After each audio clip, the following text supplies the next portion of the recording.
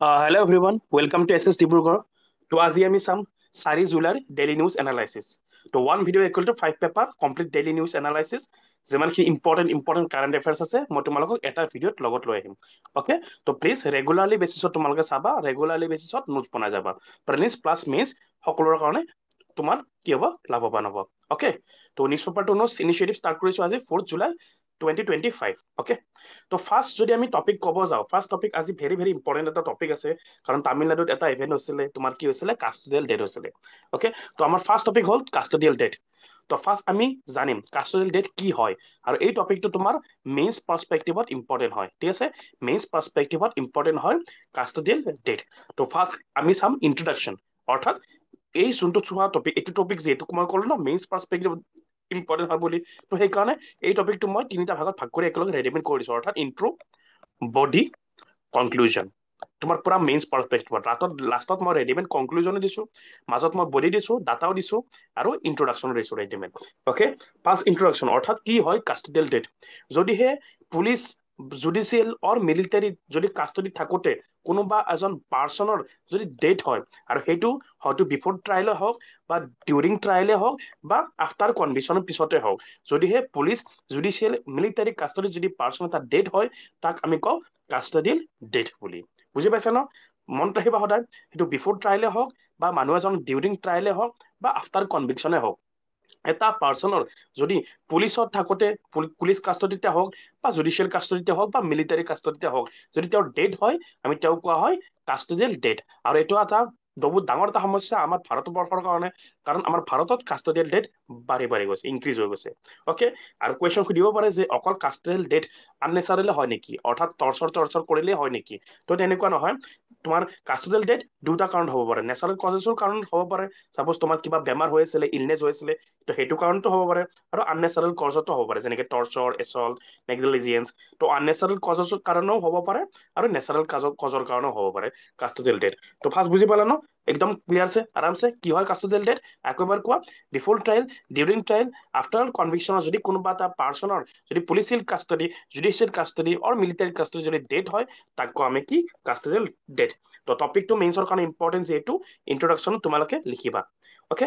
Next আহিলে কাষ্টডিয়েল ডেথৰ related data. তো next আমি দিছো ইয়াতে ডাটা, কাৰণ মেইনছত তোমালোকে ডাটা লিখিব লাগিব। তো নেশ্যনেল হিউমেন ৰাইট কমিশ্যনৰ মতে যদি আমি ডাটা চাব যাওঁ, 2150 ডেথ হৈছে জুডিচিয়েল কাষ্টডিত, আৰু 155 ডেথ হৈছে পুলিচ কাষ্টডিত, according to NHRC 2021-2022 data. Next NCRB, national crime record bureau. NCRB যদি ডাটা মতে চাব যাওঁ, 2000ৰ পৰা 2020ৰ ভিতৰত, ঠিক আছে, 20 চনৰ ভিতৰত, 20 বছৰ বৰ্ষত 1888 ডেথ ৰিপৰ্টেড হৈছে, only 26 conviction. Okay, despite 893 case file against the police. Next যদি 2017 আৰু 2022ৰ মাজত চাব যাওঁ, 345 জুডিচিয়েল ইনকুৱাৰী হৈছে, 123 এৰেষ্ট হৈছে, 79 চাৰ্জশ্বিট ফাইল কৰা হৈছে, বাট আশ্চৰ্য এটা কথা যে এটাও কনভিকশ্যন হোৱা, জিৰ' কনভিকশ্যন। আৰু ইভেন যদি আমি চাব যাওঁ চাউথ ইণ্ডিয়াৰ ভিতৰত বা ৰিচেণ্ট কেছৰ ক্ষেত্ৰত বেছিকে হৈছে ক'ত, তামিলনাডুত যদি চাব যাওঁ 493 তাত ডেথ হৈছে custodial death violence, highest in South India. আৰু ৰিচেণ্ট যিটোৰ কাৰণে কাৰেণ্ট এফেয়াৰ্ছৰ নিউজত আছিলে, Hindu, PIB, Indian Express, Assam Tribune, the Mint, live Mint, Times of India, সকলোতে এই তামিলনাডুৰ কেছটোৰ কাৰণে হৈছিলে। Okay, custodial death very important topic for mains পাৰ্সপেক্টিভত। অ'কে, নেক্সট চাম আমি ৰিজন, কিয় হৈছে কাষ্টডিয়েল ডেথ। এতিয়া কি ষ্টাৰ্ট কৰিছো আমি, কি বডি। তো ডাটা চালো আমি ফাৰ্ষ্ট মেইনছৰ কাৰণে, দেন বডি, কিয় হৈছে ৰিজন আমি গম পাব লাগিব। Reason for custodial death in India, proper আমাৰ কি নাই, এন্টি টৰ্চাৰ ল নাই। ঠিক আছে, আমাৰ প্ৰপাৰ কি নাই, এন্টি টৰ্চাৰ ল আমাৰ নাই। আৰু এটা বস্তু প্ৰিলিমছৰ কাৰণে এটা মই এটা লাইন লিখি দিছো, তোমালোকক মনত ৰাখিবা। এটা কনভেনশ্যন আছে against the torture, United nation convention against torture. এই কনভেনশ্যনটো আমাৰ ইণ্ডিয়াই চাইন কৰিছো হয়, বাট আমাৰ ইণ্ডিয়া কিন্তু ৰেটিফাই কৰা নাই। ভেৰি ইম্পৰ্টেণ্ট ফৰ প্ৰিলিমছ, মনত ৰাখিবা। যে সুধিব পাৰে যে United nation convention against torture ইণ্ডিয়াই ৰেটিফাই কৰিছে নে কৰা নাই, মনত ৰাখিবা ইণ্ডিয়া চাইন কৰিছে বাট নট ৰেটিফাই কৰা নাই। সেইকাৰণে আমাৰ কি নাই, আমাৰ ইণ্ডিয়াত প্ৰপাৰ এন্টি টৰ্চাৰ ল নাই। ফৰ এক্সাম্পল যদি আমি ল কমিশ্যন ৰিপৰ্ট চাব যাওঁ, 273 ৰিপৰ্টৰ মতে তেওঁলোকে 2017তে এনেকুৱা ধৰণৰ লেজিছলেশ্যন এটা, ল এটা কি কৰিছিলে, তেওঁলোকে বনাব দিছিলে। বাট বৰ্তমান আমাৰ তেনেকুৱা ধৰণৰ একো ল নাই। এইটো এটা মেইন ৰিজন হয়, number 1 reason for custodial death in India. Next, যদি আমি চাব যাওঁ ইনভেষ্টিগেশ্যন, আমাৰ যে ইনভেষ্টিগেশ্যন আছে আমাৰ ভাল নহয়, ইনভেষ্টিগেশ্যন অপেক ইনভেষ্টিগেশ্যন অৰ্থাৎ আমাৰ ফ্ৰুইটফুল ইনভেষ্টিগেশ্যন নহয়। বলিউড মুভিবিলাকত দেখিছা তোমালোকে মানুহ এজনক উঠাই লৈ যাব, টৰ্চাৰ কৰিব, মাৰপিট কৰিব, তই ক কামটো কৰিছ নে নকৰিছ, তই কামটো ক, সেনেকৈ মাৰপিট কৰি পেলাই কৰিব, তেনেকুৱা কৰিলেতো নহয় ন ভাই, প্ৰপাৰ আমাক ইনভেষ্টিগেশ্যন লাগিব। অ'কে, তো আৰু আমি অবভিয়াছলি মুভিবিলাকত দেখা পাওঁ, ৰিয়েল লাইফতো হয়তো হয় যে পুলিচবিলাক আমাৰ এভিডেন্স ডেষ্ট্ৰয় কৰা দেখা পোৱা যায়, মেনিপুলেট কৰা দেখা পোৱা যায় ৰেকৰ্ডৰ ক্ষেত্ৰত। সেইকাৰণে তোমাৰ অজিত কেছ যোনটো আছিলে তাতে পষ্টমৰ্টম তোমাৰ চিফটেড কৰিছিলে আৰু চিচিটিভি ফুটেজবিলাক মিচিং আছিলে। তো প্ৰপাৰ ইনভেষ্টিগেশ্যন আমাৰ নহয়, সেইটো এটা কাৰণো কাষ্টডিয়েল ডেথ হয়। নেক্সট, আমি যদি চাব যাওঁ প্ৰিজনত আমি ৰিফৰ্ম কৰিব লাগে। এই প্ৰিজন ৰিফৰ্ম এটা এক্সট্ৰা টপিকে হৈ যায়, তোমাৰ প্ৰিজন ৰিফৰ্ম যিটো নিউজত আছিলে ৰিচেণ্টলি, প্ৰিজন ৰিফৰ্ম। তো এইটো কেতিয়াবা মই পঢ়াম তোমালোকক প্ৰিজন ৰিফৰ্ম কি হয় মেইনছ পাৰ্সপেক্টিভত। অ'কে, বাট এতিয়া আমি চাওঁ এইটো কাষ্টডিয়েল ডেথৰ ক্ষেত্ৰতে হওক, তুমি যোনটো প্ৰিজন আছে ন আমাৰ অভাৰ ক্ৰাউডেড হৈ গৈছে, আণ্ডাৰ ষ্টাফ হৈ গৈছে, ক্ৰাউড বহুত বাঢ়ি গৈছে, ক্ৰিমিনেলছ বহুত বাঢ়ি গৈছে, প্ৰিজনত আমি ৰখাব পৰা নাই, সেইকাৰণে আমাক লাগে প্ৰিজন ৰিফৰ্ম লাগিব। আৰু যাৰ ক্ষেত্ৰত মেডিকেল কেয়াৰ আমাৰ বেয়া হৈ গৈছে, মেণ্টেল হেল্থ নেগলেক্ট কৰা হৈছে, আৰু ষ্ট্ৰেছৰ ফলত বহুত মানুহৰ ছুইচাইড আৰু ইলনেছ হৈছে। নেক্সট, আমি বহুত ক্ষেত্ৰত দেখা পোৱা যায় আমাৰ ইণ্ডিয়া ইভেন্ট 2025ত আমাৰ এতিয়া আছো, বৰ্তমান আমাৰ দেশত কি আছে ডিছক্ৰিমিনেশ্যন আছে, তাকো কাষ্ট বেছড ডিছক্ৰিমিনেশ্যন। ঠিক আছে, বৰ্তমান আমাৰ দেশত ডিছক্ৰিমিনেশ্যন আছে, আনহাতে আমি ইণ্ডিয়াই এফালে ডিছক্ৰিমিনেশ্যন কৰি আছো, আনহাতে আমি এফালে আমাৰ ইণ্ডিয়া কি কৰি আছো ছুপাৰ পাৱাৰ হবলৈ গৈ আছো। ঠিক আছে, তো তেনেকুৱাকে আমাৰ কেনেকৈ হ'ব, আমাৰ ছচাইটিটো ডেভেলপ যদি নহয়, আমি যদি আমাৰ ইণ্ডিয়াৰ চিটিজেনছৰ এগেইনষ্টতে যদি ডিছক্ৰিমিনেশ্যন কৰো, কেনেকৈ হ'ব, একো লাভ নহ'ব না। তো বহুত ক্ষেত্ৰত আমাৰ এতিয়াও বৰ্তমানো ডিছক্ৰিমিনেশ্যন চলে। আমি সদায় দেখা পাওঁ যে মাৰ্জিনেলাইজ গ্ৰুপক টাৰ্গেট কৰা হোৱা দেখা পোৱা যায়। ফৰ এক্সাম্পল, SC যদি চাব যাওঁ 38.5% প্ৰিভেন্টিভ ডিটেনশ্যন ইন তামিলনাডু, আৰু despite forming only 25% of the population, 38% SC ৰে আছে। অ'কে, তো মাৰ্জিনেলাইজ গ্ৰুপক আমাক টাৰ্গেট কৰা দেখা পোৱা যায়। তো এইবিলাক বস্তু আমি এৰিব লাগিব। আমি যদি ভাৰত ছুপাৰ পাৱাৰ হবলৈ গৈ আছো, আমি যদি ভাৰতক একদম ডাঙৰ লেভেলত এটা গ্লোবেল প্লেটফৰ্মত লৈ যাব লাগে, দেন ছচাইটিৰ ক্ষেত্ৰত ভেৰি ভেৰি ইম্পৰ্টেণ্ট ৰিফৰ্ম কৰিবই লাগিব। Weak internal accountability, accountability means কি এনচাৰেবিলিটি। ঠিক আছে, একাউণ্টেবিলিটি মিনছ কি এনচাৰেবিলিটি, অৰ্থাৎ এনচাৰ কৰা। তুমি কোনোবা এজন অথৰিটিক কি কৈছা, কিবা এটা বস্তু সুধিছা, তেওঁ এনচাৰ কৰিব লাগিব। আৰু একাউণ্টেবিলিটি থাকিলে প্ৰপাৰ ট্ৰান্সপাৰেঞ্চি থাকে। তো ইণ্টাৰনেল একাউণ্টেবিলিটি বহুত কম হয়, যেনেকে এৰেষ্ট কৰে উইদাউট এফআইআৰ। ঠিক আছে, উইদাউট এফআইআৰ এৰেষ্ট কৰে, অফিচিয়েল ডিটেনশ্যন কৰা দেখা পোৱা যায়, আৰু বহুতবিলাক প্ৰেক্টিছ কৰে তোমাৰ কভাৰ আপ কৰি দেখা পোৱা যায়। আৰু এইবিলাক আমাৰ কি কৰি আছে, ভাইলেট কৰি আছে, ফাণ্ডামেণ্টেল ৰাইটও ভাইলেট কৰি আছে। বিকজ উইদাউট ৱাৰেণ্ট তুমি একো এৰেষ্ট কৰিব নোৱাৰা, আৰু এৰেষ্ট কৰাৰ পিছতো তুমি 24 আৱাৰ্ছৰ ভিতৰত মেজিষ্ট্ৰেটৰ ওচৰত লৈ যাব লাগিব। অ'কে, সেইবিলাক আমি অলৰেডি পলিটি ছাবজেক্টত পঢ়িছো, ফাণ্ডামেণ্টেল ৰাইটৰ ভিতৰত পঢ়িছো। ঠিক আছে, আনঅফিচিয়েল ডিটেনশ্যন অৰ্থাৎ হেবিয়াছ কৰ্পাছ, যি আমাৰ বডি আছে,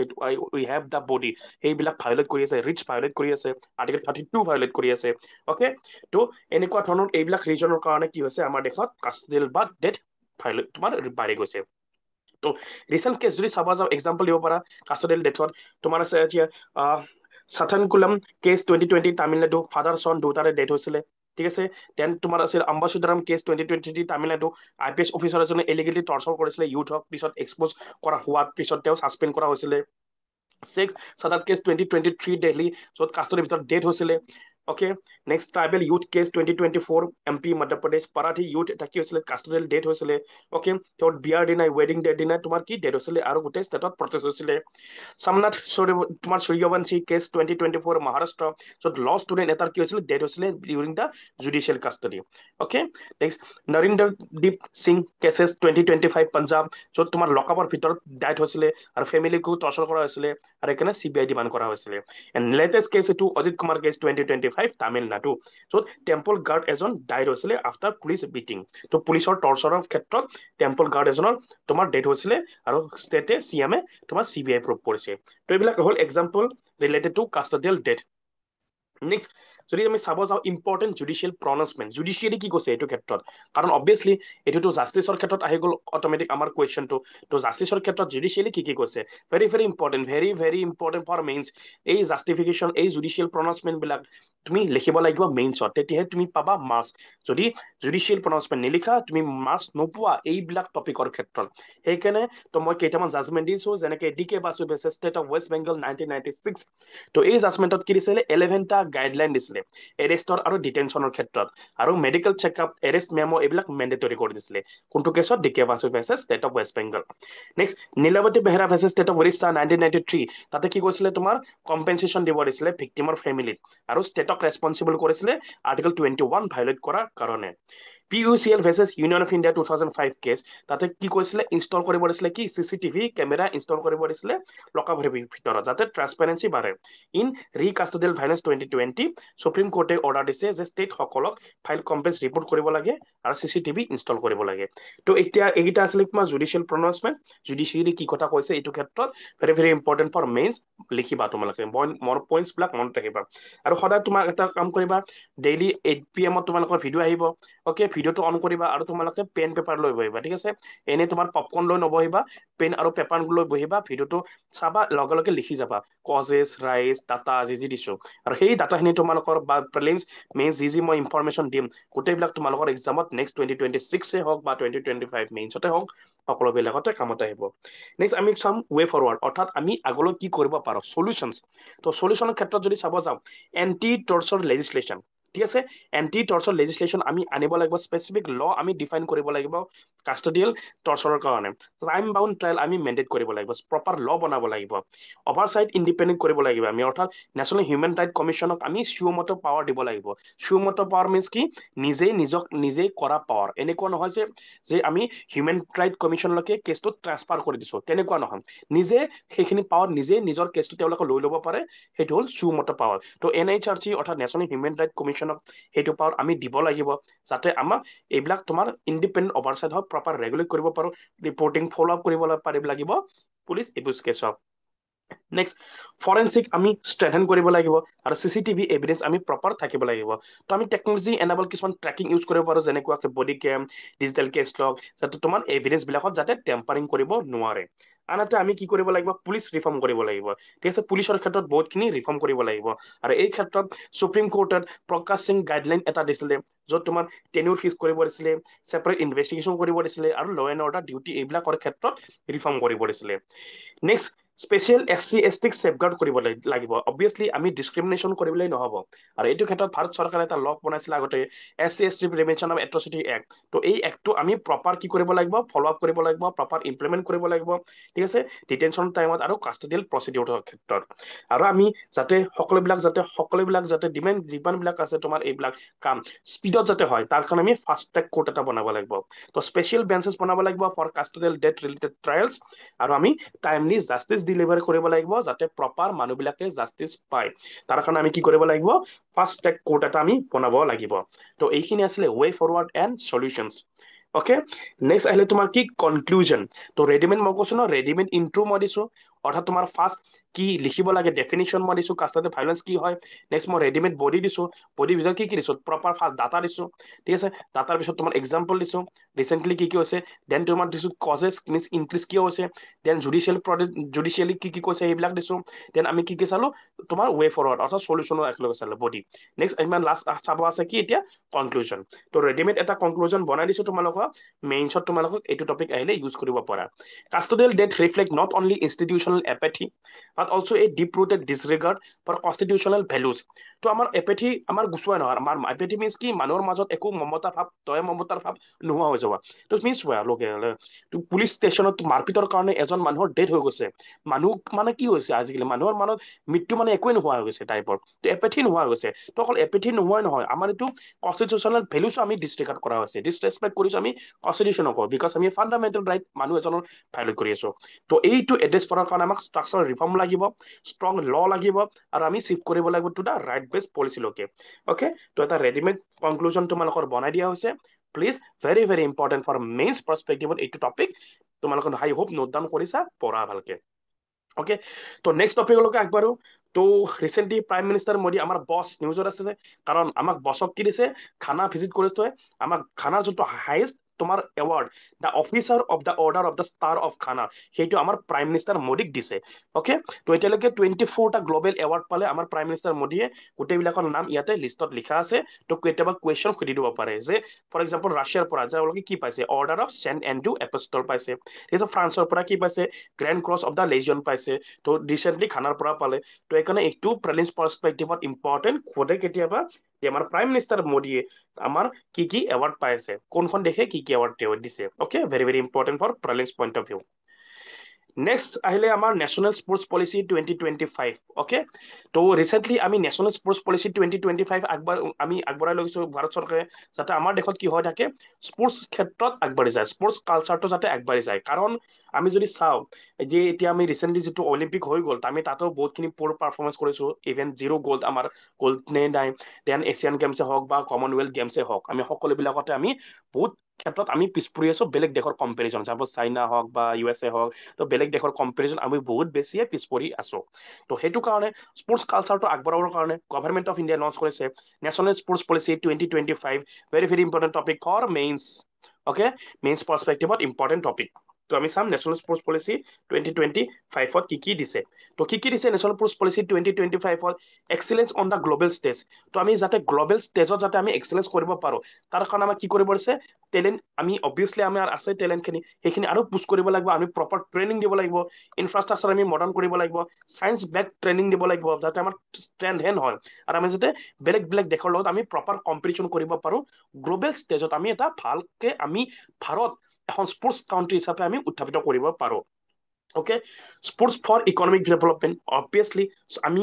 ভাৰতক কি কৰিব ইকনমিক গ্ৰোথৰ ফালে আমি আগবঢ়াই লৈ যাব পাৰো থ্ৰু দ্য স্পৰ্টছ যেনেকে আমি স্পৰ্টছ টুৰিজম কৰিব পাৰো অকে স্পৰ্টছ টুৰিজম যেনেকে ফৰ এক্সাম্পল মই যদি এটা কথা কওঁ চৌদি আৰবিয়া সকলোৱে জানা চৌদি আৰবিয়াত এখন ফুটবল লীগ হয় নতুনকে চৌদি প্ৰ' লীগ অকে তাত কোন খেলে ক্ৰিষ্টিয়ানো ৰনাল্ডো খেলে ঠিক আছে কৰিম বেনজেমা খেলে আগতে নেইমাৰো খেলিছিলে তো ডাঙৰ ডাঙৰ ছুপাৰষ্টাৰ যেতিয়া আহি গ'ল সেই লীগখন অট'মেটিক গ্ল'বেল ৰেকগনেশ্যন এটা পাই গ'ল ইয়াৰ আগতে গমেই পোৱা নাছিলে আমি চৌদি প্ৰ' লীগ কি হয় অকে তো এইটো স্পৰ্টছ টুৰিজম তেওঁলোকে গ্ৰ' কৰি তুলিলে তো আমাৰো ইণ্ডিয়াত আছে যেনেকে IPL আছে আমাৰ ইণ্ডিয়ান প্ৰিমিয়াৰ লীগ ISL আছে IPL ISL তো এইবিলাক আছে আমাৰ তো সেইবিলাকত আমি যদি ফৰেন প্লেয়াৰ আনো যাৰ ফলত যদি আমি এইটো গ্ল'বেল ষ্টেজলৈকে লৈ যাব পাৰো দেন আমাৰ দেশত কি আহিব ইনভেষ্টমেণ্টটো আহিব FDI আহিব ঠিক আছে আমাৰ দেশত ইনভেষ্টমেণ্ট বাঢ়িব সেই ক্ষেত্ৰত আমি ইকনমিকেলি ডেভেলপমেণ্ট কৰিব পাৰো অকে স্পৰ্টছ টুৰিজম এটা স্পৰ্টছ কালচাৰ এটা আমি গ্ৰ' কৰিব পাৰো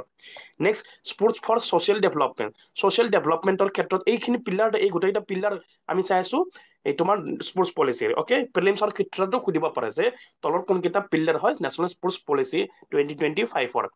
স্পৰ্টছ ফৰ ছ'চিয়েল ডেভেলপমেণ্ট ছ'চাইটিৰ ইনক্লুজনৰ কাৰণে যাতে আমাৰ যিখিনি ট্ৰেডিশ্যনেল স্পৰ্টছ আছে যিখিনি তোমাৰ বিলুপ্ত হৈ গ'ল সেইটো যাতে আমি ৰিভাইভ কৰিব পাৰো আৰু আমি স্পৰ্টছৰ ক্ষেত্ৰত যদি আমি কেৰিয়াৰৰ ক্ষেত্ৰত যদি আমি চাব পাৰো যাতে ক্ষেত্ৰত কমিউনিটি এংগেজমেণ্ট হয় তো ছ'চিয়েল ডেভেলপমেণ্টৰ কাৰণে আমি স্পৰ্টছক আনিব পাৰো নেক্সট স্পৰ্টছ এজ পিপল মুভমেণ্ট মানুহবিলাকে যাতে ফিটনেছৰ ফালে যায় কাৰণ অবভিয়াছলি স্পৰ্টছে তোমাৰ অকল বডি ফিটনেছে নহয় তোমাৰ মানসিকতা ব্ৰেইনৰ ফাংচনো কেপাবিলিটি তোমাৰ ইনক্ৰিজ কৰে অকে তো ফিটনেছৰ ফালে আমি কালচাৰ এটা গ্ৰ' কৰিব পাৰো কেম্পেইন কৰিব পাৰো fitness indices open access to sports facilities for all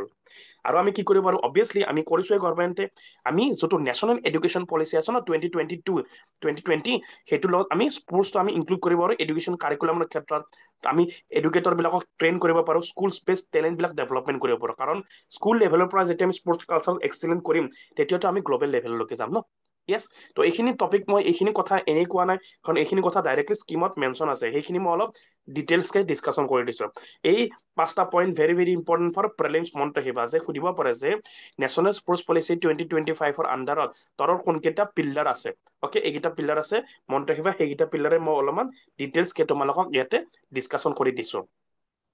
next আহিলে ইণ্ডিয়া স্পৰ্টছ পলিচি যদি আমি অলপ জাৰ্নি চাব যাওঁ অলপ যদি কেনেকৈ স্পৰ্টছ পলিচিটো ষ্টাৰ্ট হ'ল আমাৰ সেইটো যদি চাব যাওঁ পোষ্ট ইণ্ডিপেণ্ডেঞ্চ অৰ্থাৎ 1947ত আমি ব্ৰিটিছৰ পৰা ইণ্ডিপেণ্ডেঞ্চ পালো দেন 1947ৰ পৰা যদি 1980লৈকে যদি আমি স্পৰ্টছ ইভলিউশ্যনটো চাব যাওঁ দেন আমি নৰ্মেলি যেতিয়া আমি ব্ৰিটিছৰ পৰা ইণ্ডিপেণ্ডেঞ্চ পালো ন তেতিয়া আমি অবভিয়াছলি আমি স্পৰ্টছৰ ক্ষেত্ৰত বেছি আমি কাম কৰিব পৰা নাছিলো আমি মেইনলি গুৰুত্ব দিব লগা আছিলে পভাৰ্টিৰ ক্ষেত্ৰত হেল্থ এডুকেশ্যন কাৰণ আমাৰ দেশখন তেতিয়া ইণ্ডিপেণ্ডেঞ্চ পাইছিলহে মাত্ৰ আৰু পভাৰ্টি বহুত ক্ষেত্ৰত আছিলে ইনইকুৱেলিটি আছিলে সমাজত হেল্থৰ ক্ষেত্ৰত আমাৰ ইনফ্ৰাষ্ট্ৰাকচাৰ নাছিলে এডুকেশ্যন ক্ষেত্ৰত ইনফ্ৰাষ্ট্ৰাকচাৰ নাছিলে তো সেইকাৰণে আমি পভাৰ্টি হেল্থ এডুকেশ্যন এইবিলাকৰ ক্ষেত্ৰত আমি বেছিকে গুৰুত্ব দিছিলো অ'কে তো ডেছপাইট দিছ মাইলষ্টেন ডেছপাইট আমি এইবিলাক কৰাৰ আমি ইভেন স্পৰ্টছৰ ক্ষেত্ৰত আমি লিমিটেড ইনভেষ্টমেণ্ট কৰিছো স্পৰ্টছৰ ক্ষেত্ৰত নেগলিজেবল ইনভেষ্টমেণ্ট বা তথাপিও 1951 গেমছত আমি পাৰ্টিচিপেট কৰিছিলো আমি ভাগ লৈছিলো অ'কে দেন আমি all India council of sports AICS 1954 আমি এষ্টাব্লিছ কৰিছিলো আৰু ইভেন ফাইনেন্স চোৱা কিছুমান আমাৰ টেলেণ্টৰ লগত কথা আমাৰ ভাৰতবৰ্ষত টেলেণ্ট বহুত আছে সেইকাৰণে ডেছপাইট বাজেট নিদিয়াৰ পিছতো আমি ফাইনেন্স প্ৰভাইড নকৰাৰ পিছতো কিন্তু আমাৰ দেশত হকী এক্সিলেণ্ট হৈ গ'ল আৰু আমাৰ দেশত কিছুমান ষ্টাৰ প্লেয়াৰ আহি গ'ল যেনেকে মিল্খা সিঙৰ দৰে কিছুমান আমাৰ কি আহি গ'ল আমাৰ ভাৰতবৰ্ষত ষ্টাৰ প্লেয়াৰ এটা আহি গ'ল তো টেলেণ্ট আছে য়েছ মিল্খা সিং আমি নাম ল'ব পাৰো ভেৰি ভেৰি টেলেণ্টেড পাৰ্চন তেওঁ আমাৰ স্পৰ্টছ কালচাৰটো আৰু গ্ৰ' কৰি লৈ গ'ল অ'কে তো এইটো আছিলে 1947 পৰা 1980 লৈকে দেন আহিলে 1982 এছিয়ান গেমছ অ'কে তো 1982 এছিয়ান গেমছত আমি ভাল প্ৰদৰ্শন কৰিব পৰা নাছিলো সেইকাৰণে আমাৰ অভাৱ হ'ল যে আমাৰ কি লাগে স্পৰ্টছ গভৰ্নেন্স আমাক দেশত লাগে অ'কে আৰু তাৰ কাৰণে আমি কি কৰিলো এটা নতুন ডিপাৰ্টমেণ্ট ক্ৰিয়েট কৰিলো স্পৰ্টছৰ কাৰণে under the HRD ministry department of sports okay then আমি এইটো ৰিজাল্টলৈকে দেন আমি তাৰ ৰিজাল্টলৈকে ইম্পেক্ট কি পৰিলে আমি ইণ্ডিয়াৰ ফাৰ্ষ্ট নেশ্যনেল স্পৰ্টছ পলিচি 1984 আমি এষ্টাব্লিছ কৰিলো অ'কে তো এইটো line prelims point of view or ADAD বা ADAD তোমালোকৰ এক্সাম আহি আছে ADAD 3.0 বা যি এক্সাম আহি আছে তোমালোকৰ সেইবিলাকৰ ক্ষেত্ৰতো তোমাৰ সুবিধা হ'ব সুধিব পাৰে যে ইণ্ডিয়াৰ ফাৰ্ষ্ট নেশ্যনেল স্পৰ্টছ পলিচি তোমাৰ কেতিয়া আনিছিলে কিমান চনত আছিল ডেটটো মনত ৰাখিবা 1984 কাৰণ কিয় কৈছো এই বছৰ আমি 2025ত আমি নেশ্যনেল স্পৰ্টছ পলিচি আনিছিলো ন তো সুধিব পাৰে যে ইণ্ডিয়াৰ ফাৰ্ষ্ট নেশ্যনেল স্পৰ্টছ পলিচি কেতিয়া কিমান চনত আনিছিলো 1984ত আনিছিলো অ'কে নেক্সট আহিলে পোষ্ট 1991 লিবাৰেশ্যন অৰ্থাৎ 1991 আমাৰ এটা ইভেণ্ট হৈছিলে কি কৰিছিলো আমাৰ দেশত ইকনমি আমাৰ অৱস্থা বেয়া হৈ গৈছিলে সেইকাৰণে 1991ত আমি এটা ৰিফৰ্ম কৰিছিলো যাক কোৱা হয় LPG ৰিফৰ্ম অৰ্থাৎ এল মানে হ'ল লিবাৰেলাইজেশ্যন পি মানে হ'ল প্ৰাইভেটাইজেশ্যন আৰু জি মানে হ'ল গ্ল'বেলাইজেশ্যন LPG ৰিফৰ্ম কৰিছিলো আমি ইকনমিক ক্ষেত্ৰত অ'কে আৰু সেই টাইমত আমাৰ PM কোন আছিলে PM আছিলে PV নৰসিম্হা ৰাও আৰু আমাৰ ফাইনেন্স মিনিষ্টাৰ আছিলে ডক্টৰ মনমোহন সিং তো 1991ত যেতিয়া আমি লিবাৰেশ্যন কৰিলো তেতিয়া আমি ইকনমিক ৰিফৰ্ম কৰাৰ পিছত আমাৰ মিডিয়া এক্সপ'জাৰ বাঢ়িলে স্পৰ্টছৰ ক্ষেত্ৰত পাব্লিকৰ ইণ্টাৰেষ্টটো বাঢ়িলে আৰু কালচাৰটো ছেভ হ'ল তেতিয়া আমি 1997ত এটা ড্ৰাফ্ট নেশ্যনেল স্পৰ্টছ পলিচি আমি এটা প্ৰপ'জ কৰিছিলো বাট বিভিন্ন ধৰণৰ আমাৰ কামৰ কাৰণে বা আমাৰ নেগলিজিবলৰ কাৰণে পলিচি ফেইলাৰ হৈ গ'ল আমি কিন্তু কেতিয়াও ইমপ্লিমেণ্ট কৰা নহ'ল অ'কে দেন আহিলে নেক্সট পজিশ্যন পোষ্ট 2000ৰ পিছত পোষ্ট 2000 পিছত আমি কি কৰিলো মিনিষ্ট্ৰী আমি এটা ক্ৰিয়েট কৰিলো ministry of youth affairs and sports আমি এষ্টাব্লিছ কৰিলো কেতিয়া 2000 চনত এষ্টাব্লিছ কৰিলো অ'কে চ' আমি দ্য নেশ্যনেল স্পৰ্টছ পলিচি 2001 আমি এমফাচাইজ কৰিলো যাতে মানুহবিলাকে মাছ পাৰ্টিচিপেশ্যন হয় আৰু আমাৰ পাৰফৰ্মেঞ্চ বিলাক যাতে আগবাঢ়ি যায় আৰু তাৰ কাৰণে আমি কিছুমান ইনিচিয়েটিভ লৈছিলো যেনেকে NSDC 2011 আমি ৰেগুলেট কৰাৰ কাৰণে professionalism national sports federation create কৰাৰ কাৰণে আৰু যাতে গভৰ্নেন্সৰ যি প্ৰব্লেম আছে এইবিলাক যাতে আমি তোমাৰ ৰোধ কৰিব পাৰো okay anti doping gender parity এইবিলাক গোটেইখিনি যাতে প্ৰপাৰ ইছ্যুবিলাক যাতে আমি এড্ৰেছ কৰিব পাৰো নেক্সট টপ 2014 টাৰ্গেট কৰিছিলো আমি কি Olympic podium scheme to support elite athlete যিখিনি এলিট এথলেট আছে আমি তেওঁলোকক ছাপৰ্ট কৰাৰ কাৰণে আমি আনিছিলো টপ 2014 দেন আমি কি কৰিলো খেলো ইণ্ডিয়া মনত আছে সকলোৰে খেলো ইণ্ডিয়া 2017 দেন ইয়াতে আমাৰ অসমৰ এটা প্ৰগ্ৰেমৰ মনত ৰাখিব পৰা অসমৰ কি প্ৰগ্ৰেম আছিলে তোমালোকে জানা ন অবভিয়াছলি খেল মহাৰণ ঠিক আছে খেল মহাৰণ তেতিয়া 2.0 আহিছে তো খেল মহাৰণো ইয়াতে এক্সাম্পল হিচাপে দিব পৰা অ'কে খেলো ইণ্ডিয়া 2017 আছিলে নেশ্যনেল ইউথ টেলেণ্ট আমি আইডেণ্টিফাই কৰিছিলো স্পৰ্টছ ডেভেলপমেণ্ট প্ৰগ্ৰেমৰ কাৰণে দেন 2019 আমি ষ্টাৰ্ট কৰিছিলো fit India movement okay fitness as a national priority and 2024ত গভৰ্ণমেণ্টে এটা draft national sports policy national sports governance bill propose কৰিছিলে to India then again obviously 2025ত আমি নেশ্যনেল স্পৰ্টছ পলিচি আমি ওলালো অ'কে আৰু ইণ্ডিয়া 2036 অলিম্পিকৰ কাৰণে ইণ্ডিয়াই হোষ্ট কৰিব তাৰ কাৰণে আমি ষ্ট্ৰেটেজিক ফ'কাছ লাগিব নতুন পলিচি লাগিব আৰু গভৰ্নেন্সৰ ৰিফৰ্মো লাগিব অ'কে তো বুজি পালা টপিকটো very very important topic for exam okay next আমাৰ এখন যোনখন আমাৰ ফ্ৰেগেট এখন আছিলে আমাৰ ইণ্ডিয়ান নেভি আমাৰ কি কৰিলো আমি নতুন এখন ৱাৰশ্বিপ আমি ইনক্লুড কৰিলো যাৰ নাম হ'ল INS তামাল অ'কে যাৰ নাম হ'ল কি INS Tamal okay very very important topic মনত ৰাখিবা আৰু এইখন হ'ল তোমাৰ কি Russian made stealth technology warship হয় ওকে আমাৰ ইণ্ডিয়ান নেভিটো যাতে আমি ষ্ট্ৰেংথেন কৰিব পাৰো তো INS তামাল কিছুমান ফিচাৰ আছে যেনেকে আনডিটেক্টেবল বাই ৰাডাৰ অৰ্থাৎ আমি ইয়াৰ পৰা কি গম পালো যে এটা ষ্টিল টেকনলজি ষ্টিল মিন কি যাতে ৰাডাৰে ডিটেক্ট কৰিব নোৱাৰে যেনেকে তোমাৰ এইখনটো আমি হোৱাটছএপৰ ক্ষেত্ৰত চাই আছো যেনেকে আমি কওঁ ন আজিকালি 5th generation fighter jet 5th generation fighter jet আছে 6th জেনাৰেশ্যন ফাইটাৰ জেট তো 5th জেনাৰেশ্যন 4th জেনাৰেশ্যনৰ মাজত ডিফাৰেন্স কি 4th জেনাৰেশ্যন আৰু 5th জেনাৰেশ্যনৰ মাজত ডিফাৰেন্স এইটোৱে যে 5th জেনাৰেশ্যনৰ ওচৰত কি আছে ষ্টিল টেকনলজি আছে তো ষ্টিল টেকনলজি অৰ্থাৎ হ'ল কি তোমাৰ ৰাডাৰে ডিটেক্ট কৰিব নোৱাৰে ঠিক আছে আনডিটেক্টেড বাই ৰাডাৰ ওকে তো ট্ৰেভেল কৰিব পাৰে 3000 kilometre one to go capable হয় সুপাৰসনিক হাইপাৰসনিক তোমাৰ ব্ৰাহ্মছ মিছাইলৰ কাৰণে ওকে ৱেইট আছে 3900 টন স্পীড আছে 55 কিলোমিটাৰ পাৰ আৱাৰ লেন্থ হ'ল 125 মিটাৰ ওকে INS তামাল মনত ৰাখিবা আৰু এই যদি আমি যাওঁ এই তামাল নামটো ক'ৰ পৰা আহিছিল ন ইন্দ্ৰৰ ভগৱান যে আমাৰ ইন্দ্ৰ আছে ইন্দ্ৰৰ এখন শ্বৰ্ট তৰোৱাল এখন আছিলে যাৰ নাম আছিল তামাল তাৰ পৰা আমি এইটো নাম দিছিলো INS তামাল ওকে তো The Indian Navy commissioned INS Tamal, a Russian built, মনত রাখবা যি word highlight করেছে এটো মনত রাখবা Russian built, not Indian built, stealth technology আৰু মাল্টি ৰোল ফ্ৰিগেট এখন কি হয় আমাৰ ফ্ৰিগেট হয় ওয়াৰশিপ হয় যে তোমাৰ কালিমগাৰ্ড ৰাশিয়াৰ আমি ইন্ডাক্ট কৰিলো ইট উইল স্ট্ৰেংথেন আমাৰ Indian navy combat readiness to promote self reliance warship capability yes obviously আমাৰ warship navy আপগ্ৰেড কাৰণে ৰাশিয়াৰ পৰা আমি বিল্ড আপ কৰিলো Russian built steel technology INS Tamal okay Next, I built INS Tamal Sao Ikon Hol Amar 8 multi-rule street frigate. Okay? Multi-rule street frigate under the project. A project to Namonte Kudiva Parase, INS Tamal Kuntu project or under Bono Asle. Project Montego 1135.6. এই প্ৰজেক্টৰ নামত এইখন বনোৱা আছিল INS Tamal আৰু এখন second ship হয় টুশিল ক্লাছৰ টুশিল ক্লাছ যোনটো আমি বনাইছিলো ফ্ৰিগেটছ তাৰে এখন সেকেন্ড শিপ হয় INS তামাল আৰু কোনটো প্ৰজেক্টৰ আন্ডাৰ বনোৱা আছিল এইখিনি exam point of view important information দি আছো হা প্ৰজেক্ট 1135.6 ওকে আৰু এইটো নাম তামালটো ক'ৰ পৰা আহিলে মই ক'লোৱে ইন্দ্ৰ ভগৱান ইন্দ্ৰৰ এখন তৰোৱাল আছিলে যে তাৰ নাম আছিলে তামাল তাৰ ক্ষেত্ৰত আমি এই নামটো দিলো তামাল ওকে প্ৰজেক্ট 1135.6 কি হয় এইটো আমি বনাইছিলো এটা ইণ্ডিয়া ৰাছিয়া এগ্ৰিমেণ্ট কৰিছিলো 2016 যে আমি ষ্টিল ফ্ৰিগেট এটা বনাম ঠিক আছে আৰু দুখন বনাম আমি ৰাছিয়াত আৰু দুখন বনাম আমি ইণ্ডিয়াত এই ৰাছিয়াত এখন বনালো তামাল ওকে তো দুখন বনাম ৰাছিয়া দুখন বনাম আমি ইণ্ডিয়া তো এটা আমি ইণ্ডিয়া আৰু ৰাছিয়া জইণ্ট অপাৰেশ্যন আছিলে এগ্ৰিমেণ্ট আছিলে যাৰ নাম আছিলে প্ৰজেক্ট 1135.6 আৰু তাৰে আন্ডাৰতে এইখন বনোৱা হৈছিলে okay INS Tamal will join obviously other শিপৰ সৈতে আমাৰ জইন কৰিব কৰ্ণাটকত জইন কৰিব western fleet of the Indian navy তাত আমাৰ জইন কৰিব আমাৰ ইণ্ডিয়ান নেভিটো আপগ্ৰেডেশ্যন কাৰণে ওকে নেক্সট যদি চাওঁ steel frigate warship built to lower radar মই ক'লোৱে ষ্টিল মানে হ'ল যি ৰাডাৰে ডিটেক্ট কৰিব নোৱাৰে ওকে এটা এনেকুৱা এটা টেকনলজি আছে যে ৰাডাৰে আমাক ডিটেক্ট কৰিব নোৱাৰে ওকে তো ৰাডাৰে তোমাৰ ডিটেক্ট কৰিব নোৱাৰে সাউন্ড ডিটেক্ট কৰিব নোৱাৰে ফৰ বেটাৰ সাৰপ্ৰাইজ ইভেন্টৰ কাৰণে এটেক কৰাৰ কাৰণে কম্বেটৰ কাৰণে আমাৰ বেছি ভাল হয় সাৰ্ভাইভেলৰ কাৰণে নেক্সট টুশিল ক্লাছৰ সাবমেৰিন বুলি আমি টুশিল ক্লাছৰ আমি ফ্ৰিগেট বুলি আমি কৈছিলো ওকে তো টুশিল ক্লাছ কি হয় ইণ্ডিয়াৰ এক্সটেণ্ডেড ভাৰ্চন আছিলে প্ৰজেক্ট 1135.6 যাৰ থ্ৰুদি ইণ্ডিয়া ৰাছিয়া মিলি পেলাই ডিফেন্স কৰ্পৰেশ্যন কৰিছিলো আমি কৈছিলো যে টুশিল ক্লাছৰ আমি কি বনাম ফ্ৰিগেটছ বনাম আৰু টুশিল ক্লাছৰ ফ্ৰিগেটছ হ'ল এইটো project 1135.6 under INS Tamal okay তো ডিফেন্স পাৰ্সপেক্টিভত জিএছ পেপাৰ 3 পাৰ্সপেক্টিভত প্ৰিলিমছ পাৰ্সপেক্টিভত ইম্পৰ্টেণ্ট টপিক নেক্সট কি ফিচাৰ যদি আমি চাব যাওঁ কিছুমান ফিচাৰ্ছ ইণ্ডিজিনাছ কন্ট্ৰিবিউশন কি আছে আমাৰ যেটো আমি কলো ন জইন্ট ইণ্ডিয়া আৰু ৰাছিয়া মিলি পেলাই কৰিছো তো জইন্ট যদি চাব যাওঁ আমি approximate 26% of the ship system including sensor electronics weapon এটা হ'ল মেড ইন ইণ্ডিয়া আছে হাই স্পীড এন্ডুৰেন্স আছে আমাৰ কি আছে ইয়াতে স্পীড বেছি আছে 30 নচলৈকে আমি এক্সটেন্ড কৰিব পাৰো লং ৰেঞ্জ ডেপ্লয়মেন্ট হাইব্ৰিড কেপেবল ইন্টিগ্ৰেশ্যন আছে এই কনচিডাৰ আমি আমাৰ যে ব্ৰাহ্মছ মিছাইল আছে হামসা নাগ মিছাইল আছে ঠিক আছে তো হামসা নাগ মিছাইল হ'ল এটা সোনাৰ সিস্টেম সোনাৰ মিন্স কি এই যে সাগৰ তলত যে আমাৰ সাউন্ড সিস্টেম তো সোনাৰ সাউন্ড সিস্টেম ডিটেক্ট কৰাৰ কাৰণে তো হামসা নাগ হ'ল এটা সোনাৰ সিস্টেম আৰু এইটো ইণ্ডিয়ান মেড ঠিক আছে হামসা নাগ মনত ৰাখিবা Indian made sonar system okay very very important Indian made sonar ঠিক আছে এইটো হ'ল হামসা নাগ আৰু কোনে বনাইছিল ডেভেলপ বাই অবভিয়াছলি DRDO আৰু